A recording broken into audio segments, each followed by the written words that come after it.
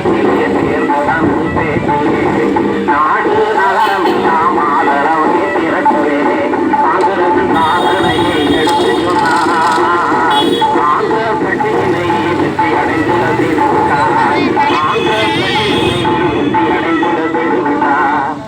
பிறகு தலைவர்களாக இருப்பவர்கள் பதவியில் இல்லாமலும் மக்களுக்கு சேவை செய்ய முடியும் என்று தனது முதலமைச்சர் பதவியை தியாகம் செய்துவிட்டு மக்கள் மத்தியில் உழைக்க வந்த காமராஜரை புவனேஸ்வரில் கூடிய அகில இந்திய காங்கிரஸ் மாநாட்டில் காங்கிரஸ் தலைவராக ஏகமனதாக தேர்ந்தெடுத்தார்கள். இதன் பிறகு